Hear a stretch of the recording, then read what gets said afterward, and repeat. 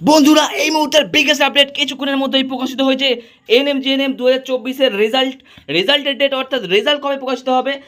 এক্ষুনি কিন্তু এই মুহূর্তে অফিসিয়াল ওয়েবসাইট এনএমজিএনএম এর সেখান থেকে তারা প্রকাশিত করলো 24শে সেপ্টেম্বর, অর্থাৎ আগামীকাল কিন্তু তোমাদের রেজাল্ট প্রকাশিত হতে চলেছে। ফাইনাল নোটিশটা কি বলেছে সেটা আমি তোমাদের কিন্তু ডিটেলসে একটু দেখিয়ে দিচ্ছি, চলো দেখে নাও। দেখো তাহলে এই মুহূর্তে West Bengal joint entrance examination বোর্ডের ওয়েবসাইটে চলে এসেছি। এখানে দেখো রাইট সাইডে notice regarding result of ANM-GNM 2024, অর্থাৎ তোমাদের এখানে রেজাল্টের নোটিশ দিয়ে দিয়েছে। চলো একবার নোটিশটা আমরা কিন্তু পড়ে নিই। পিডিএফটা ডাউনলোড করে নেবে সবাই। ডাউনলোড করবার পর দেখো এখানে একটা নোটিশ প্রকাশিত করেছে, যেই নোটিশটা আজকের ডেটের নোটিশ আছে 23 সেপ্টেম্বর। দেখো এবং নোটিশে বলেছে রেজাল্ট অফ এএনএম-জিএনএম 2024, ঠিক আছে। The result of ANM-GNM 2024 for admission courses in various institutes of the state of West Bengal will be declared on 24 September. অর্থাৎ বন্ধুরা খুবই খুশির খবর, রেজাল্ট প্রকাশিত হতে চলেছে 24 সেপ্টেম্বর। আচ্ছা এবার এখানে কি বলেছে, downloadable rank card will be available from boards website, অর্থাৎ এনএমজিএনের বোর্ডের ওয়েবসাইটে তোমরা এই WBJE বা WBJE এই ওয়েবসাইটগুলো থেকে তোমরা ডাউনলোড করতে পারবে। এবার প্রশ্ন হচ্ছে, তোমরা অনেকেই জিজ্ঞেস করছো যে স্যার রেজাল্ট প্রকাশিত কবে হবে।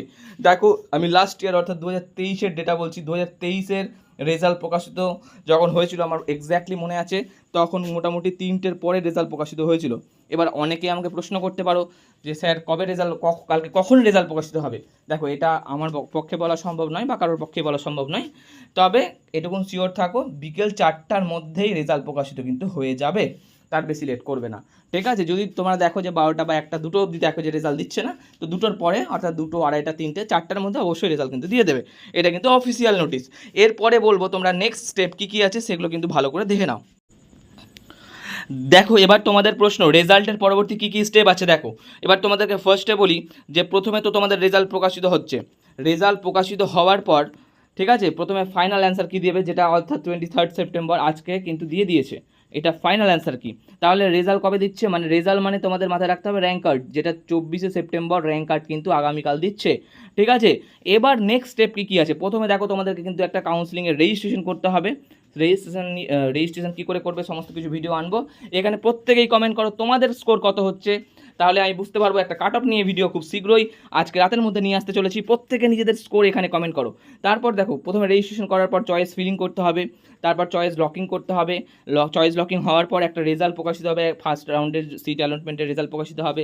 সেখানে তুমি যদি চান্স পাও তো সেই কলেজে বা ইনস্টিটিউশনে গিয়ে তোমাকে অ্যাডমিশন নিতে হবে, বা তোমার সেই কলেজে ভর্তি হওয়ার ইচ্ছে যদি না থাকে তাহলে তোমাকে ইএস আপগ্রেডেশন করাতে হবে। এই প্রসেসগুলো আছে, তোমরা জাস্ট এখানে জেনে রাখো কী কী ধাপ হয়। তারপর ফার্স্ট রাউন্ডের পর সেকেন্ড রাউন্ড সিট অ্যালটমেন্টের রেজাল্ট বেরোবে, এবার মপ আপ রাউন্ডের রেজাল্ট বেরোবে, এবং সবার শেষে একদম লাস্ট স্টেপটা হচ্ছে যে স্পট কাউন্সিলিং, যেটা একদম কলকাতাতে স্পটে গিয়ে কাউন্সিলিং করাতে হবে। তো এই প্রসিডিওরে কিন্তু তোমাদের পরবর্তী নেক্সট স্টেপগুলো হবে, ঠিক আছে। এবার তোমাদেরকে বলবো এখন কী তোমাদের ডকুমেন্ট লাগবে। অর্থাৎ তোমাদের যেহেতু কালকে রেজাল্ট পাবলিশড হয়ে যাচ্ছে, হাতে কিন্তু আর বেশি দিন সময় পাবে না, কারণ কিছুদিনের মধ্যে রেজিস্ট্রেশন করাতে হবে। রেজিস্ট্রেশন করানোর পর 7-8 দিন পরেই রেজাল্ট বেরোলে তোমার যে কলেজে চান্স পাবে সেখানে কিন্তু এই ডকুমেন্টসগুলো মাস্ট লাগবে।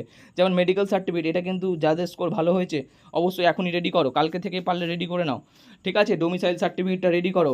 এই ডোমিসাইল সার্টিফিকেট, মেডিকেল সার্টিফিকেট কী করে বানাবে দেখো, আমাদের সেকশনে চলে যাও, ঠিক আছে। কমেন্ট সেকশানে যাও, কমেন্ট সেকশানে কিন্তু আমরা মানে এই ভিডিওগুলো আমার প্রিন্ট করে দেওয়া আছে, সেখান থেকে তোমরা একটু দেখে নিও, ঠিক আছে। বা ডেসক্রিপশন বক্সেও দেওয়া আছে। ইডাব্লিউএস সার্টিফিকেট তারাই বানাবে যারা যারা ইডাব্লিউএস ক্যাটাগরির মধ্যে পড়ছো, এবার যারা যারা জেনারেল ক্যাটাগরির মধ্যে পড়ছো তাদের তো ইডাব্লিউএস এর প্রশ্ন নেই, বা যারা SC/ST ক্যাটাগরির মধ্যে পড়ছো তাদেরও ইডাব্লিউএস এর প্রশ্ন নেই। অনলি ফর ইডাব্লিউএস সেকশন যারা আছো তাদেরকে এই সার্টিফিকেটটা বানাতে হবে। এটা কিন্তু 2024 ফাইনান্সিয়াল ইয়ারেরই কিন্তু বানাতে হবে। হয়তো তোমার ইডাব্লিউএস সার্টিফিকেট 2023-এর আছে, 22-এর আছে, তাহলে কিন্তু অ্যাকসেপ্টেবল নয়। আর ওবিসি NCL বানাতে হবে। ওবিসি NCLটা তোমার মাথায় রাখবে যে নন ক্রিমিলিয়ার সার্টিফিকেট বানাতে হবে, ঠিক আছে। যারা ক্রিমিলিয়ার থাকবে তারা কিন্তু ওবিসি থেকে বাতিল হয়ে যাবে। এই জিনিসগুলো বলে রাখলাম, ঠিক আছে। তো এই ডকুমেন্টসগুলো তোমরা রেডি করতে থাকো, আবার দেখা হচ্ছে পরবর্তী ভিডিওতে, ঠিক আছে। এখনকার মতো টাটা, বাই।